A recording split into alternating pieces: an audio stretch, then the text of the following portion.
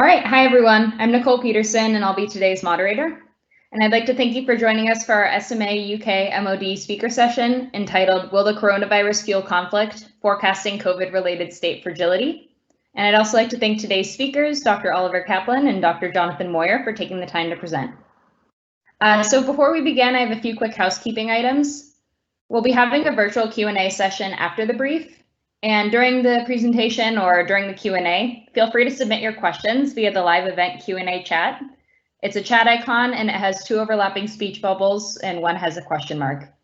Also be sure to type in your name and affiliation before your question, or if you prefer for your name not to be recorded, you can submit your name anonymously.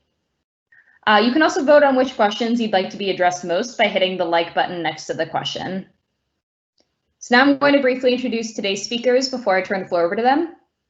Dr. Jonathan Moyer is an assistant professor at the Joseph Corbell School of International Studies and the director of the Fredericks S. Pardee Center for International Futures at the University of Denver.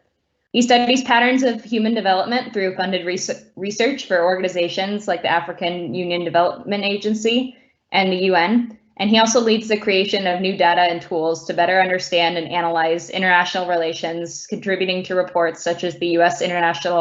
Intelligence Council Global Trends 2030.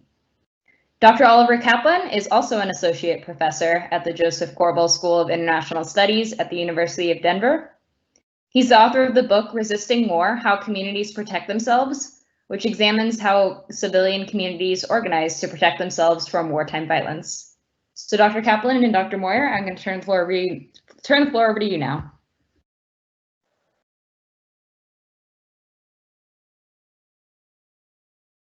All right, and it'll just take a second for them to share their slides.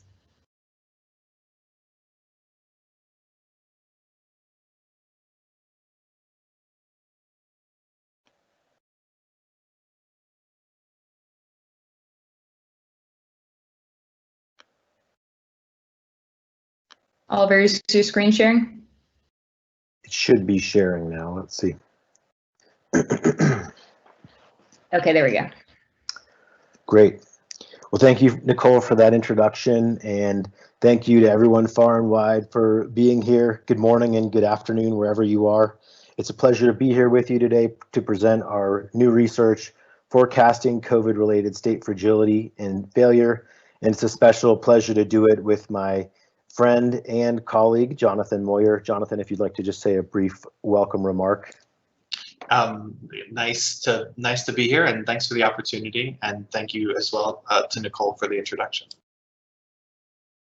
Great. So with that, we'll just jump into the material. I would like to say, though, that this research and our previous larger project on state fragility was supported by a US DoD Minerva grant, and for that, we're extremely grateful. It's really enabled a lot of research, including these newest results that we have to share with you today.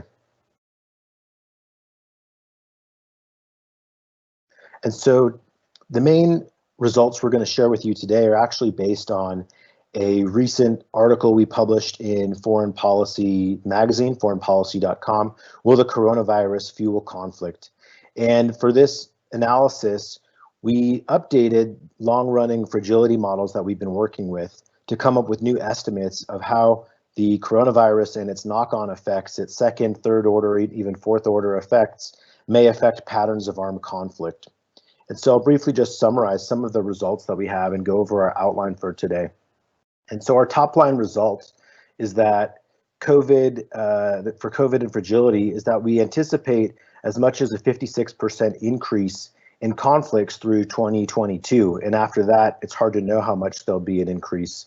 And we can ask questions today about how accurate these models are, but we do anticipate 13 additional conflicts than we would have otherwise. So that's quite a large increase, and we can only imagine the human rights and human security effects of these conflicts could be quite devastating. So that's been our main interest and motivation for trying to research and address this issue.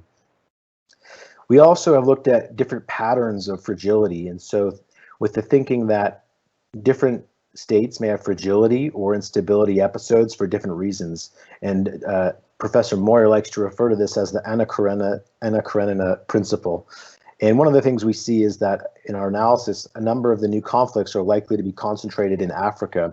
And we can ask why that is. Are there certain causal patterns occurring in Africa compared to other countries? Are different possible conflicts in Africa occurring through different causal processes? Are they all occurring through similar processes? We're not sure. Then we'll talk a little bit about some of the qualitative insights and policy options that we've come up with through this research. And one of the main arguments is that the COVID effects that we'll see, especially the economic effects, they really add some underlying gas to the rag, and any new sparks could ignite this underlying gas. And so it kind of creates this very challenging background condition of increased poverty, weakened states, challenges with health issues. And so any other actions that might occur in a society could then possibly trigger greater armed conflict. And so that's something we want to be aware of. And so just to summarize some of our data, here you can see our first map that shows our estimates of the overall prospects for fragility in the post-pandemic period, so 2020 to 2022. And this categorizes countries from the highest likelihood of internal war to the less likely cases of internal war. And one of the things you'll see here is that there are a number of countries shown in red, and those countries are actually ones that had current armed conflicts as of 2018. And so we anticipate that some of those that have current armed conflicts will actually be exacerbated because of the coronavirus effects. On the other hand, you can see some orange and yellow countries that are not in conflict that also have quite high probability estimates for chances of new conflicts. And so our next map will show that this is actually the shift or the change in likelihood. And so the countries that were red in the previous map are gray in this map. Those are the ones with current or ongoing internal conflict as of 2018. And what you can see here is that some of the red and orange countries are the ones that jump out as having the highest increases in probability of conflict. And so you can see the red countries have more than a 25% increase in the probability of an internal war. And I'll just note here that the outcome indicator that we're looking at is the Political Instability Task Force data set, which categorizes revolutionary and ethnic wars, and that's the dependent variable or the outcome that we're looking at here. And you can see on this map just some of the regional clusters of risk that we see. Southern Africa, Central Asia, some in Latin America. So I'd like to turn it over to Jonathan for a minute to tell us a bit more about how we got to these results. He'll discuss some of the drivers of state failure that emerge in our model, and also talk a bit about the forecasting process that we use at the University of Denver. So Jonathan, over to you. Thanks, Ali. And I just put a couple of the pieces that we're introducing here in the announcements, if that's okay, Nicole. I'm not sure how that exactly is moderated. But so there are a few things I'll be talking about you can reference over there. So I'm going to introduce how these models are created, some questions about model accuracy. This is I think it's a unique approach to modeling that most people are, I think, a little less familiar with, and I would call it a simulation approach. So the core tool that we use to create these simulations is called the International Futures Model. I put a link to the model in the right. It's a free and open source tool that's been developed over the past 4 decades. So it has quite a long history, and it's a simulation of global development at the national level. So we're simulating development, kind of some things people would be more familiar with, like core demographic development, core economic development, energy, agriculture, infrastructure, governments. There are lots of components to this. You can imagine it to be an academically oriented kind of sim city of how long-term development patterns are working. So you might be interested in that. We've worked with groups in intelligence communities as well as defense departments to extend this tool to better represent things related to international conflict, domestic conflict, military assets, things like relative power, those kinds of dimensions. In terms of the drivers of state failure that we represent in the system, we would be drawing upon academic literature that would identify macro level indicators that would be predicting the onset of internal wars. So we're interested in internal wars for the measure that we introduced in the foreign policy piece, and that model is introduced in this book. The book is freely available, and I put a link to the book in the announcements as well. The drivers of state failure that we include in this model are part of a broad simulation, and the next slide is going to show you a little bit about what that looks like. But the direct drivers are focused on things like infant mortality, anocratic regimes. So if you're between a democracy and an autocracy or an anocratic regime, so it's like a mixed regime where some aspects of how governance happens are maybe autocratic and some are more responsive to popular votes. State-led discrimination, so whether the state's discriminating against one minority group or another, and then regional conflicts, so how is the region unfolding in terms of the probability of conflict as well, which has spillover effects to increase the probability of conflict within states. Trade openness is another variable, so how open are countries to international economic systems, which has a relationship with the onset of conflict, and the youth bulge, which is the relative size of the young population. Those are some of the core indicators that we're using to project a probabilistic dependent variable, which is the probability that a state experiences internal war. Ali, if you could go to the next slide. The International Futures System that I referenced before is a large system. We represent 186 countries in this broad simulation, and we forecast variables out over multiple decade time horizons. It allows for users to create their own scenarios. This is an image that we call affectionately the horrendogram, because it's a really kind of difficult thing to internalize, but it represents about 60% of the variables across different issue areas that are connected within the system. So there are some colors there to indicate some of the systems. I mean, we're missing some labels like agriculture, energy, the environment thing as well. So it's a free and open system. We would encourage you to check it out. If you could go to the next slide. For the particular COVID-related projections, what we did is we created two scenarios, one that looked at GDP growth rates that come from the IMF that reflected pre-COVID expectations about economic development, and then GDP growth rates that came from the IMF that were published in March and June that reflected COVID-oriented expectations. And there you see differential effects of COVID on economic output and growth, which within the international future system propagates across a lot of different models. So it would have dynamic effects with health systems, dynamic effect with governance systems, dynamic effects with demographic systems. And so it propagates broadly and creates this dynamic projection of the probability of state failure across these two scenarios. So that's kind of a summary of what we've done in the tool that we've used. If you could go to the next slide, Ali. Our work is not focused on predicting state failure using probabilistic models and then giving this to policymakers and saying, you should use this as kind of a panacea for analysis. Quantitative models that predict rare events in open systems, like quantitative models that predict the probability of an election outcome, or quantitative models that predict the probability of a coup, which are different than the models that we're showing here. They have a really mixed record in terms of predictive accuracy.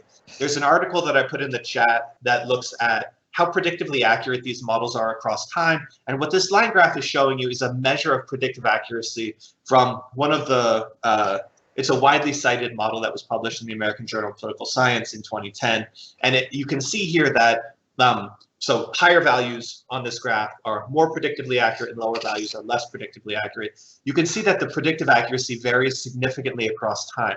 And in this particular model, it was published in 2010 and did out of sample testing at the top of the second peak of the curve, right? And so then, since then, the predictive accuracy of that tool has declined across time.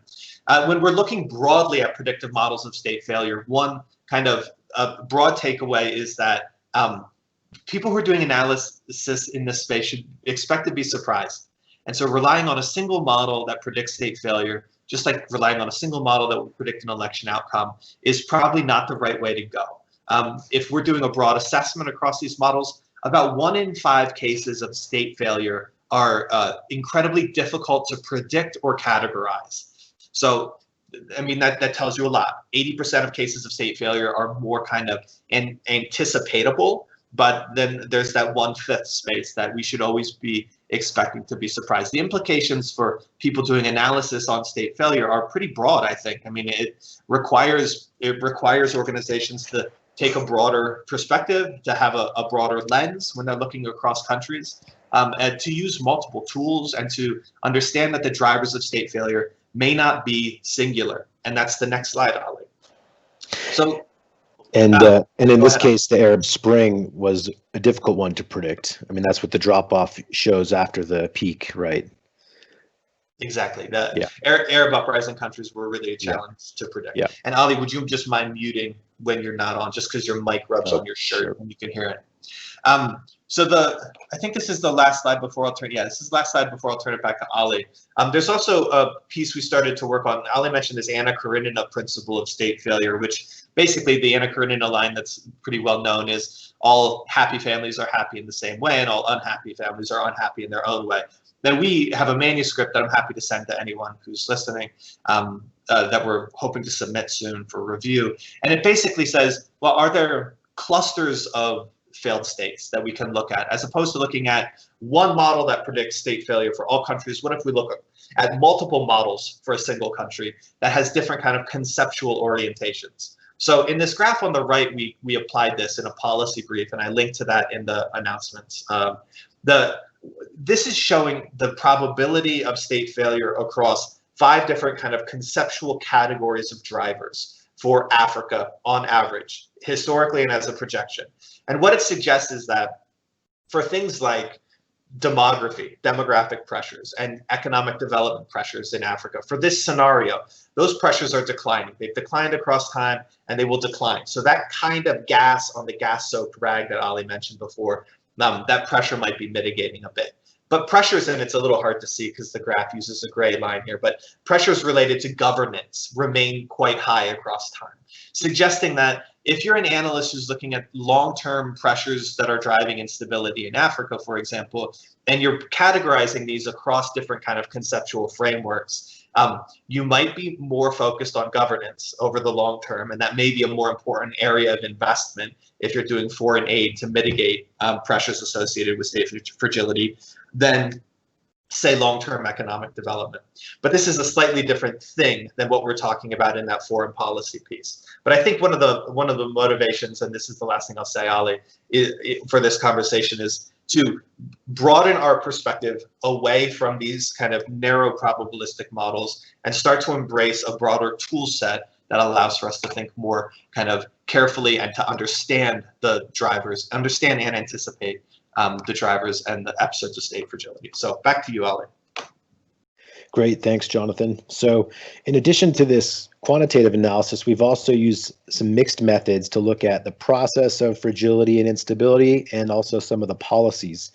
And so as part of our larger research project, we've conducted 50 qualitative case studies, and believe me, yes, 50 case studies has been exhausting, but we've looked at 25 fragility or onset episodes, cases, which are things like wars, coups, and cases of genocide, as well as 25 non-onset cases, or also RANs. And these cases were identified using the statistical model to find cases that looked very similar, but yet some had instability episodes and some were non-onsets or at the edge of instability, but then somehow pulled back from the brink. And what we did with these textual case studies is we recoded the narratives and created some quantitative indicators to get a better sense of the overall patterns that we were seeing based on the deep dive into these cases. And so what I'm just going to show you now are a few of our summary preliminary results, and we're doing a final check on some of these, so they may shift around a little bit, but we'll show you some of these results. And so first of all, first category that we tried to understand from a variety of accounts, including academic accounts, historical accounts, media accounts, are the explanations that have been put forward for different cases of these 50 cases of state fragility. And you can see the non-onsets in red compared to the actual onset cases of a coup or a war in blue. And one of the things we see here are some of the varying patterns, including economic stability or sort of economic challenges coming out as one of the top most frequently cited explanations. And one thing to mention is that there are some interacting explanations. There's often more than one cause in each case. So we tried to capture multiple factors at play. You can also see, for example, horizontal inequalities. So discrimination or differences between one group in society or one region in society and another. International intervention. So some kind of either invasion or mercenaries involved or something like that. So a number of different categories involved, but the economic ones, consistent with our analysis of the COVID effects, with the economic crisis being especially exacerbating, are consistent with these findings.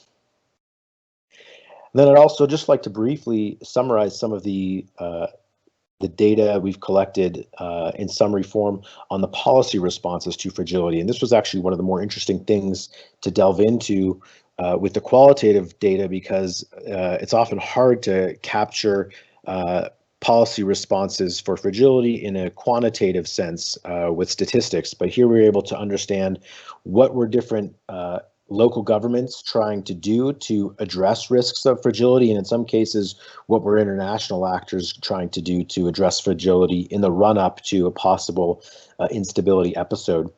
And one thing I'll first point out is that most of the responses that we saw were actually domestic responses as opposed to international responses. So we maybe often think about international actors coming in to intervene or provide support or whatever it might be. And actually the most common things we saw were the governments themselves trying to address the challenges in society. And what you can see again on the right end of the graph here is that political or constitutional reforms tend to be actually the most positive and slightly more, the most frequent, and in some cases more frequent for the non-onset cases than the onset cases, although we're still checking that. But interestingly, the political reforms tend to be more frequent than military repression. And so we might often think that cases that are tending toward its instability are mainly just relying on repression to put that down. But there are some positive reforms as well. I will note that it can be challenging to identify the valence or the sort of positive or harmful aspects of some of these reforms, especially without enough history to cover after the fact. But what we see is that actually there are some opportunities for some positive reforms as well as economic reforms.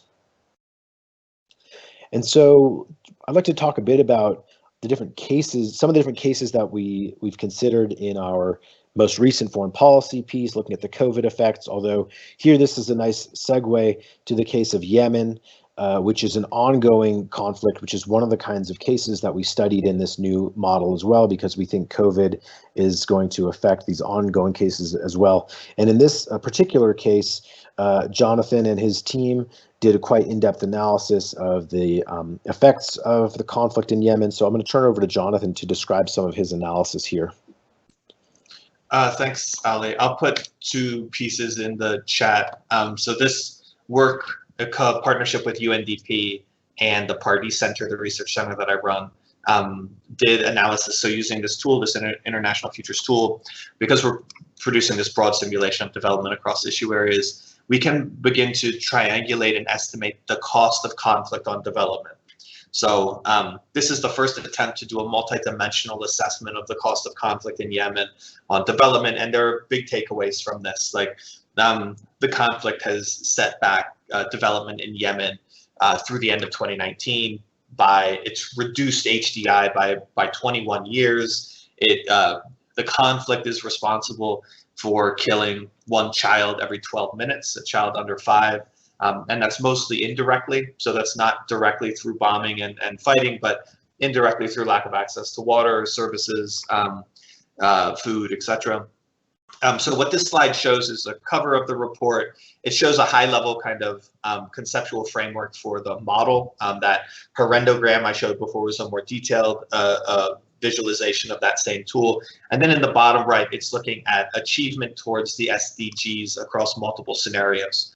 So using an approach like this, you can do kind of a multidimensional assessment of the cost of an ongoing conflict. The green line would show our expectations for achieving the Sustainable Development Goals, so this UNDP framework for development targets across countries. If there were no conflict, so there's a positive move towards the SDGs, but it doesn't fully achieve the SDGs, which would be all the way up in the top right.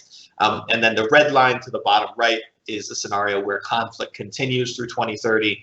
You can see continued backsliding in development. Then the multiple alternative red lines are scenarios that look at increasing access to food, water and sanitation, child health, cash transfers, etc. And they have positive impacts on improving development, but the only scenario that reverses that trend and gets us back to a development trajectory that's making improvements towards sustainable development goals is ending the conflict, and that's the yellow line. There's a lot in these reports, and we can apply this kind of methodology in other areas. We're working right now in Northeast Nigeria with UNDP doing the same kind of study on the effect of Boko Haram on human development in that region as well. So there's a lot of rich resources here that you could use. Back to you, Ali. Great. And so, yeah, we'll just walk through a few other cases that come up as pretty salient in our analysis and maps, and some of the policy implications that come from them. And one of the most recent ones that we actually wrote about a couple months ago or a month and a half ago in our article is the case of Lebanon. And really tragically, it's a literal spark. This port explosion that occurred a couple of weeks ago, really tragic. And this is just a case of already facing a lot of economic challenges, a currency crisis, famine before this explosion, and then COVID hit as well, causing additional challenges, additional economic problems, and then a shaky government which basically had to resign after this explosion, and now there's it's just a caretaker government in place. And so you really see the sort of piling on of different processes here, these sort of pre-existing issues, the COVID then hitting it, and then the kind of the port explosion is sort of the spark that lit all of that and caused additional problems. And so, one of the issues we're seeing, or one of the early responses, is food deliveries, because the explosion blew up a large amount of Lebanon's grain supply, grain storage. And so, one of the ways to rush aid to Lebanon and try to stabilize the situation, prevent a future famine, is to get grain and food to the country as soon as possible. And that's underway, and we hope it's enough. But so that's sort of an example of trying to address these immediate issues. But it raises some deeper questions as well. And one of them is whether a country like Lebanon, you can see that there's outrage was the result of endemic corruption. How should you engage with a fragile country like that? And one of the questions is whether you should reinforce Lebanon's government. And maybe, there are reasons to do that, possibly now with conditions to make sure that any aid is well spent. In the news, it's clear that donor countries have been wary of providing aid to the government. And so another option could be to support subnational actors and partner with communities. And in fact, we're already seeing this in Lebanon in the news accounts, where a lot of communities are mobilizing to help with cleanup, to safeguard their communities, where the government hasn't been able to step up. And so this really ties into a lot of my research, looking at communities in wartime contexts. In my book, Resisting War, I look at how communities, in the absence of state presence, are able to organize nonviolently to protect themselves and mitigate fragility risks. And I think this is a really important thing to look at. It's a little bit difficult in this ongoing COVID context because it's maybe hard to access communities. So we might need to think about new ways to reach out to and engage with communities. That said, I think governments with weakened capacity will have challenges extending their authority and challenges engaging with governments. And so I think the more that we can also think about how to directly partner with communities in these fragile contexts is really important. And speaking of Colombia, this is again an example where the economic effects of COVID have been pretty drastic and are getting more drastic. So our estimates of GDP growth changes come from the IMF report, and what we're seeing is country by country, different central banks are changing their estimates of how GDP growth is changing, even going forward, getting a more precise estimate, and it's getting worse in some countries, not better. And so recently in this article, the Central Bank of Colombia, Banrepublica, is forecasting a even greater fall of GDP growth by up to 10% in 2020, with 19% unemployment, and that's just in the formal economy. We know there's a large informal economy in many of these countries. And in a case like Colombia, a country that had a recent peace agreement, but with ongoing conflicts still, a real question is whether or not the Duque government will be able to maintain funding for peace programs, which are a really key element for maintaining peace and promoting rural development in that country. And so far, the government has committed to doing that. But the question will be, as these economic challenges continue to ripple, will they be able to sustain that funding? Can international actors perhaps support the government in maintaining the peace programs that it has? So another example, we've looked at a number of cases in Africa, and Senegal was a case that came up with as a relatively high probability of conflict. And this was a really interesting and wonderful article from the New York Times about the Eid al-Adha celebration and the challenges of getting sheep, which are a delicacy for this time, with closed borders, difficulty of shipping sheep, difficulty of getting to market, a number of questions, shocks to income.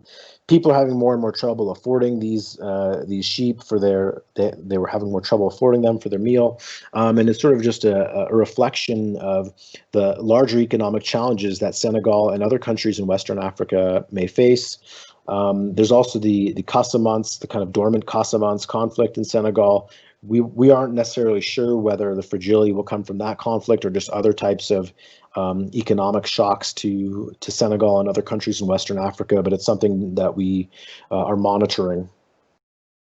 And then closer to home to us in the U.S., in the Caribbean region especially, a number of those countries like Belize are dependent on tourism, especially for their economies, and with a special dependence on especially U.S. tourism, there are anticipated to be large shocks to the GDP growth rates or the income for these countries.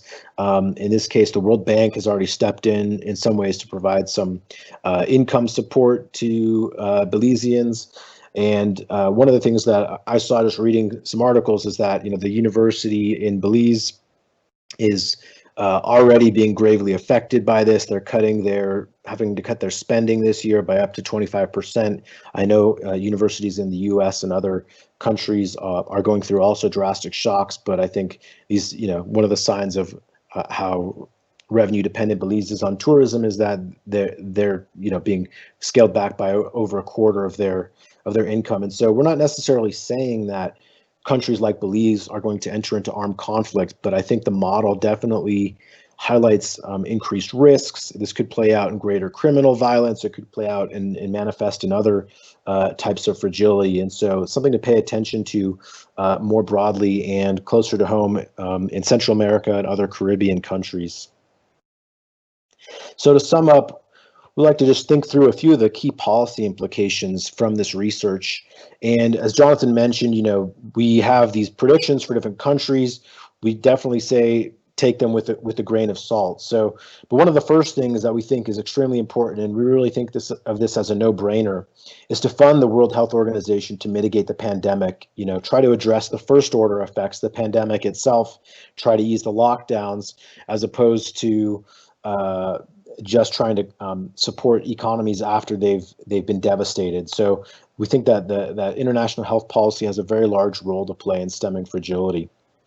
In addition to that, we think it could be smart to identify and tailor COVID response to some of the highest risk countries. But again, I think we want to continue to investigate and question how accurate these predictions are.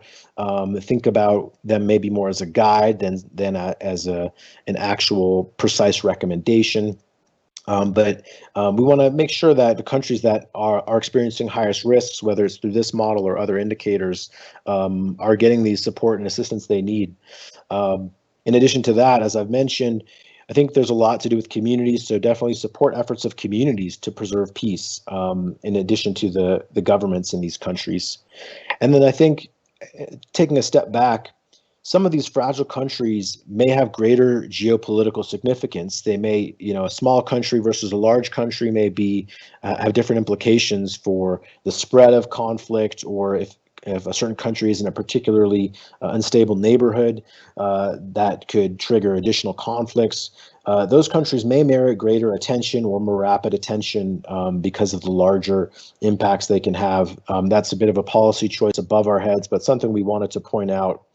And then, a lot of the effects of COVID on conflict are economic, and that's creating this kind of gas or this underlying situation that could ignite as countries enter into recession. And so one of the things that we can't necessarily predict are any particular spark that might ignite this gas, but we know that there are things like elections occurring, armed groups, famines, unemployment, all kinds of things. And, can in the international community help countries address some of these issues? One of the cases that was in the news just yesterday is the case of Mali, where the president, from what I understood, was delaying the election, and then this triggered a response by the military. And so, these kinds of issues are coming up now, where how do you run an election in a pandemic? Are people coming up with excuses to alter elections? And so there are a lot of different challenges to be addressed, and I think this model in general terms points those out, but there's certainly more research to be done. We're continuing to look at these models going forward, and we'll look forward to updating them as new data comes out. And then one last recommendation that was floated, I'm not sure if this will be implemented or not, but a few weeks back, the UN suggested a basic income to help the world's poorest and really fill in the gap created by these plummeting GDP growth rates. And so this would be a way of getting income directly into the hands of the most poor populations around the globe. This could stem fragility. It's not clear this will happen, but this is the kind of response that is looking to directly address these economic effects of the coronavirus. So with that, I'd like to say thank you to everyone for your attention, and you can contact us if you have any questions, but we look forward to the Q&A now. Okay, thank you both. So now we will be moving on to the Q&A portion of the team session. So I've seen Jonathan's already starting to answer the questions in writing in the Q&A, but I will be reading them out loud so that you can each comment on the questions that are being addressed.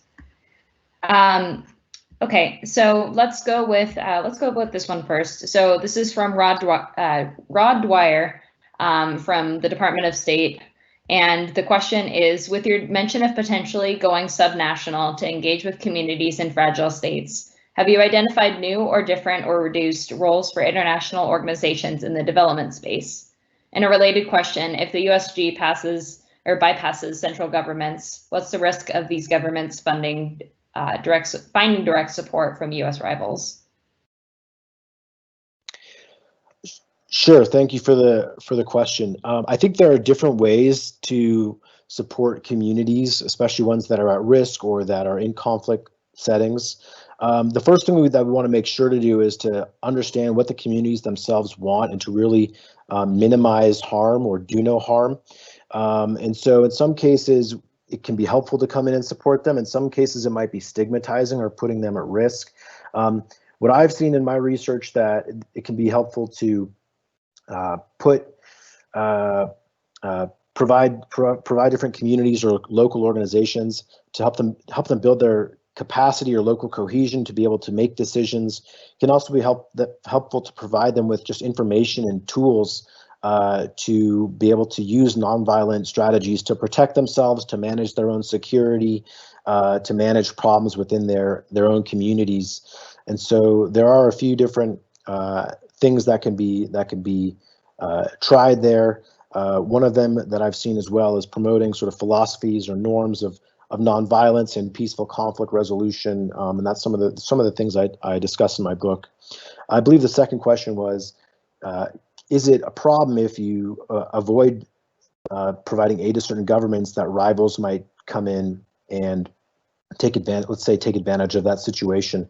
And I would suppose that it's possible. I mean, I think if you're going to provide aid to countries that are having challenges, I would say probably you'd want to balance some of that aid with other actors in society, such as community actors, or make sure that the aid is being well spent. Maybe isn't completely fungible, has some kinds of conditions on it, so that so you can monitor and make sure that the aid is actually addressing the fragility issues and helping civil society.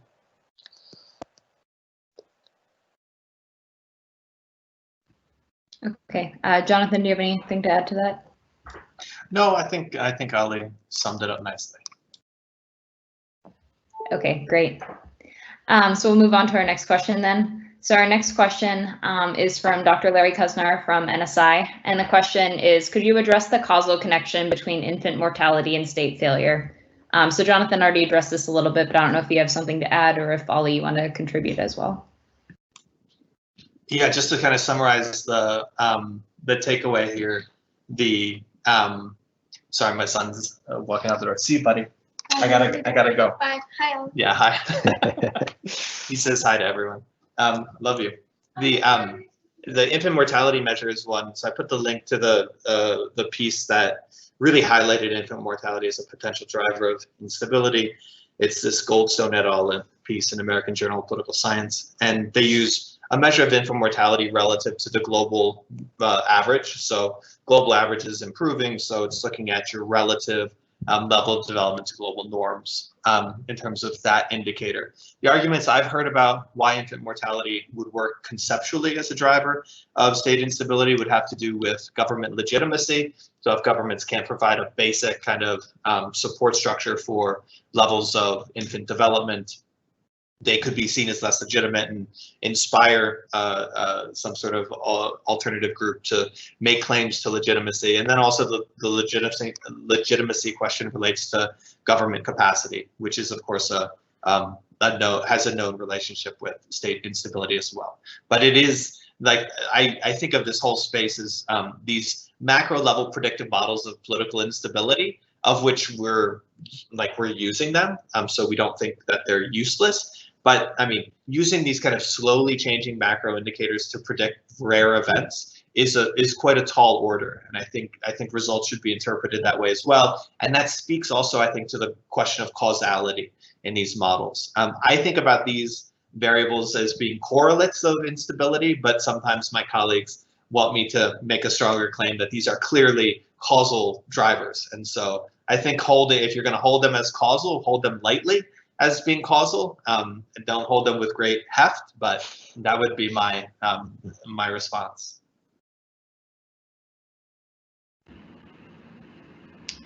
All right, thank you. So our next question is from Mia Bloom, and the question is, what role does corruption play in the middle, since it's difficult to predict this? What role does this corruption play in the model, since it's difficult to predict this in any model, as it presumably varies? Yeah, I think it's a super important question. Hi, Mia, good to see you again, or virtually to interact with you again. It's been a while since those Minerva meetings. The role of corruption in the international futures tool. So the way international futures represents governance is and the publication that I put in that first kind of piece. Has full volume in the URL, introduces this kind of conceptual framework for doing modeling associated with governance. And it has three transitions that it focuses on. It focuses on a transition that's oriented towards security. We call that the Hobbesian transition. That's kind of setting up the basic structure of the state. We focus on a transition associated with capacity that we call the Weberian transition. That's building the institutions of the state. And then the third transition we focus on is related to inclusion and making governance a more inclusive kind of process. And that's like looking at whether you're a democracy, autocracy, or something else, looking at things like gender inclusion, looking at minority inclusion, broadening the table basically for decision making.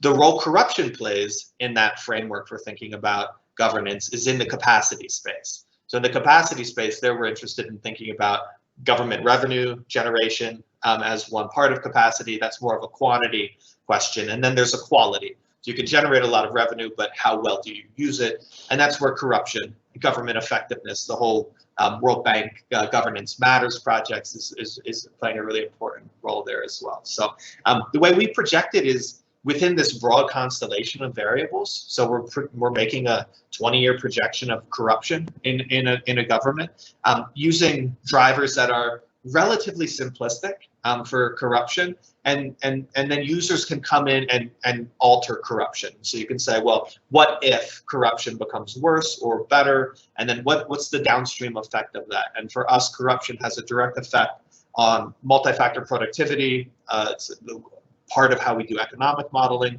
that I don't want to get into too much here. And you can ask what if questions. The tool is called IFs, right? International Futures. So we're fundamentally interested in if kinds of questions. What if corruption's better or worse? What are some of the expected effects? What if there's a giant economic shock due to a pandemic? What would we expect to see in terms of the probability change in terms of time and space related to state fragility measures as well? So that's a broader response to that question. And I included a publication.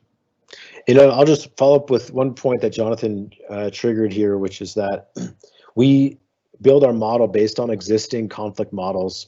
And this kind of, it presumes that future conflict will in some ways follow historical patterns of conflict. And of course, with a pandemic, we're in a different situation. And so, that's another reason why our predictions could vary. But on the other hand, that's the best knowledge we have right now is historical patterns. And so we're trying to do our best to incorporate some of the newer effects, but it presumes a certain type of relationship between GDP growth and patterns of conflict. All right, thank you both. So our next question is it likely that the availability of a future COVID vaccine will also exacerbate instability in fragile states as governmental actors struggle with healthcare availability and infrastructure? So I'll jump in first here, Ali, if you don't mind. So we work quite a bit with the African Union Development Agency, and it's a long-term partnership where we're trying to build capacity to do a broad analysis, long-term projection kinds of work. They're a really valuable partner of the Party Center. So we're doing work on thinking about the effect of COVID in a place like Africa. And the way that we conceptualize this, I don't want to go too far because I know our time is limited, but you have first, second, and third order effects. The first order effects are the direct effects from the virus, like shutting down the ability of people to go to work, making people sick, killing people.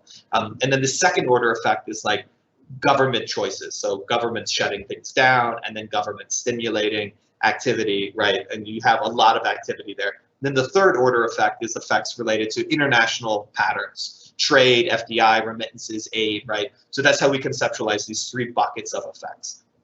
The first order effects in a place like Africa are not huge in many places. The measured virulence of COVID, so prevalence plus mortality, morbidity, all of that together is quite low. And so the question I would have first is, how bad is the spread in many places that may be more equatorial in terms of their temperature and humidity, which has some effect? I don't think we know. We don't have a good sense of that. So that's kind of the first broad responses. I'm not sure how bad COVID is in some of those places. The really detrimental effect, like the thing that's been devastating, are these broad economic effects. The second order and the third order effects, which we project to kill a lot of people due to lack of access to food and income and et cetera. So it has a huge effect, but it's less of that direct effect. That doesn't mean you should ignore the direct effect. The direct effect is really important. And if you ignore the shutdowns, the direct effect could become really bad, but you have issues with measurement, et cetera, et cetera. So could the vaccine distribution exacerbate instability? I think, yes, it absolutely could. I think, especially if it's connected to geopolitical things I saw recently, China may have indicated, or I'm not sure the sourcing on this, but that they might tie vaccine distribution to recognition of South China Sea related issues. Like that ties into that third order effect that I was describing. So the international connections through debt, trade, aid, etc. So a bit of a hand wavy response on my part, but I don't know that there's an easy answer, but I think it's likely to exacerbate pressure. I'll just briefly comment, and this is really more my opinion, but I think, a vaccine, to the extent that it's effective, could greatly help to, mitigate fragility, improve economies, return to normal, things like that. And I think there's sort of a positive effect. There's also a challenge, and I think this has to do more with the inequalities that coronavirus has laid bare, where really, a lot of people have been made a lot more vulnerable around the world because of this virus, and actors that have power, whether they're state or non-state actors, have been exercising that power, and that can turn out to occur in preferential ways. And I think that can create grievances and perceptions of unfairness and things like that. And so I think those are sort of the two different sort of side-by-side processes that I see playing out. And so, hopefully we'll have a vaccine soon and it will be widely available. But of course, these distributional issues could come into play. And just to, Nicole, if I could briefly, I see there aren't a ton of new questions, so hopefully this isn't too much, but like one of the things we're finding in our modeling, and we've struggled internally with this and thinking about the long-term effect of COVID on human development, for example, not just instability, and we struggle with this finding because it just seems very simple and tautological, but I think it's actually really important. And that's to reinforce the fact that places that are not resilient will not be resilient in the face of ongoing crises. And this has big, broad implications for things like climate change. Like if there's something the scientific community has said, it's a pandemic is likely, like pandemic's possible, like don't ignore this, like develop resiliencies. The scientific community is much more unified about the pressure building that's associated with climate change, especially in these places that lack societal and governance resilience. So just another kind of reinforcement of the need to make sure that we're investing in promoting long-term sustainability and resilience in some of these places. And equitable vaccine distribution. Okay, so I have a quick question. Is there any future work that you're working on that might be following this research right now? Yeah, I mean, Ali, you want me to jump in, or do you want to jump in? I mean, I'll plug a short piece. I've been looking at different ways that international actors can support communities, especially these ones in conflict zones. And I kind of answered this already, but I've done some research with the International Committee of the Red Cross, looking at how they support communities and thinking about the different types of assistance they provide. And so that's sort of a continuing agenda of mine. And we're trying to, now that we have our qualitative results from these 50 case studies, prepare that analysis and go deeper on that, and then get it out. So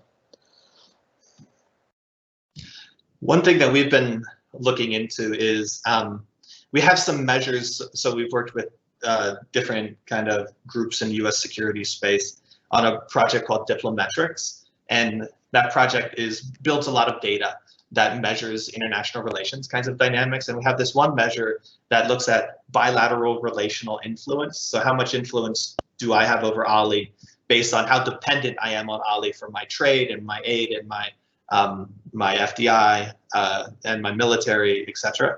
And how dependent is Ali on me?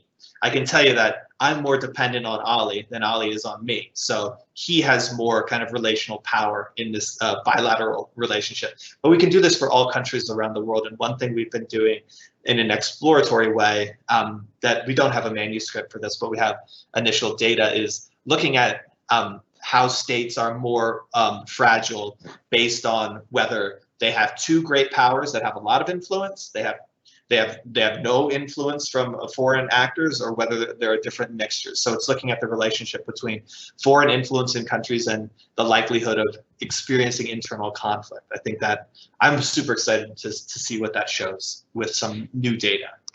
And this is triggering. I'll flag one other project, which is on DDR, or ex-combatant reintegration programs, and I think this is extremely. I mean, the evidence is challenging to collect, but my impression is it's largely an important and effective approach to preventing conflict recurrence and stemming fragility in places that we already know are fragile. I'm collecting some cross-national data on this of historical programming, as well as some other subnational studies. But I think this is important both for ex-combatants and just the massive dislocations of civilians that's occurring around the world, from migration, the COVID crisis, all kinds of things. And so I think there's a lot of work to do around the world to help people settle, resettle, and regain their livelihoods. All right, thank you. We do have another question, and this question is: how likely is increased state fragility to foment democratic backsliding, and will this have major implications for a state's preferences for internationalism or isolationism? I'll just jump in real quick on that, Ali, and then let me know what you think. So we work with like National Intelligence Council on their Global Trends report that's coming out right later. We've worked on a number of these global trends pieces, and I think the question of the future of international interdependence is one of the biggest uncertainties and one of the biggest political choices that we face moving forward. So for me, I don't have any, when we model the future of international trade, our baseline scenario is kind of a continuation of trends that occurred since the Great Recession, which is basically trade as a share of GDP remains relatively flat globally, and then for groupings it shifts a bit. But so I'm not sure. And a completely underwhelming response to the first part of the question. I'm also not sure. I'm not someone who knows a lot about the effect of these big transition periods and whether or not you move more in this democratic or more in this autocratic space, or what the mechanisms are there. Ali, I don't know if you know much about that. I don't have too much to say, but I think, just yesterday thinking about this example of Mali, where that would be almost what you consider like a complex case where you have more than one type of instability occurring. You have, democratic backsliding or essentially a coup right now, as well as conflict. And I think, the coronavirus can exacerbate the economic and security issues, and then that can, motivate actors societal or military actors to put pressure on, move against governments to unseat them, or governments may then use the tools they have to delay democratic processes. And so I think there's sort of this complex mix, and we don't quite completely know how that's gonna play out. So that would definitely be a kind of a question for ongoing research.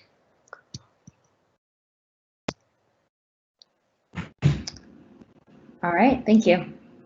Our next question is from Nathan Heath from NSI. And the question is there a difference in how China looks at states' fragility, and how might Beijing be looking to address it and to advance its goals in strategic communications, soft power, etc.?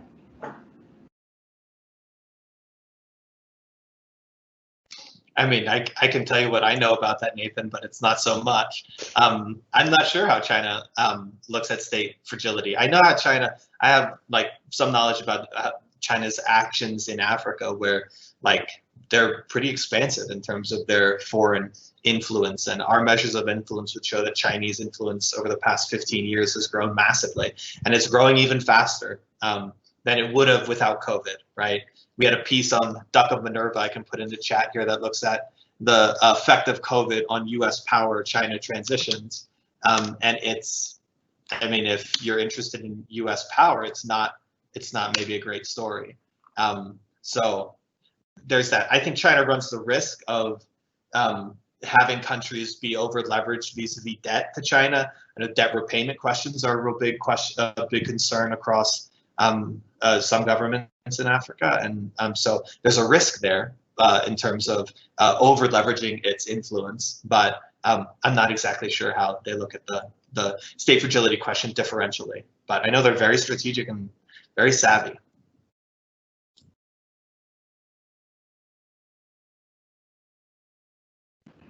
Okay. Well, we've just about reached the end of our speaker session here, so I'll go ahead and wrap up. So thank you everyone for tuning in today, and thank you Dr. Moyer and Dr. Kaplan for taking the time to present.